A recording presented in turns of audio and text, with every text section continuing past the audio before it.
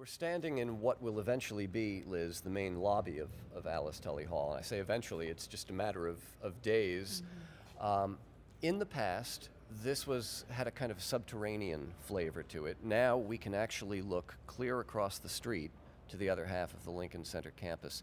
What does that do for, do you get involved in the psychology of an audience as it moves through a space when you're thinking about what you will do with that space? Absolutely. Architecture is psychiatry, special effects making. It's a lot of different things. There's a whole choreography of when you first see the hall from across the street. If you're coming from across Broadway, you see it and you understand it in a certain way. And the way you come into the outdoor room that's protected by the large cantilever of the Juilliard expansion, the entrance through the very sheer glass wall that is there to produce the most minimal of interfaces with the outside. Yeah. Now, as we walk into the main lobby where people will enter having passed through the box office, it's got an atrium quality because on both the east side and the south side you have an entire wall of windows. Is this reflective of a new kind of thinking in architecture since the 50 years when those granite walls went up, the original walls of Lincoln Center? Yeah, this is very much a different socio-political time, and where Lincoln Center was originally built very defensively and for car culture.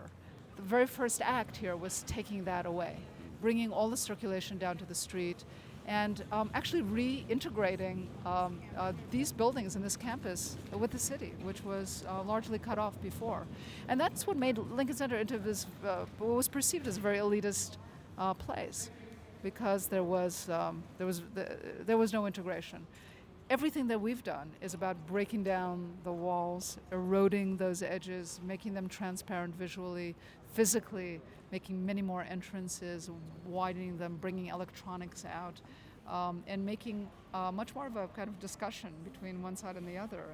Have there been any sort of major developments in architectural technology that have been employed either in the hall or here in the lobby? Well, there are lots of things. I would say the curtain wall itself. This is a cable net, one-way cable net system. So this wall is, as you can see, there are no mullions. There's no structural steel. It's basically suspended in place, and it will move a little bit with the wind. But we're able to get very, very large panes of glass that give us this kind of much more democratic kind of quality. So these aspirations are met really with building technologies.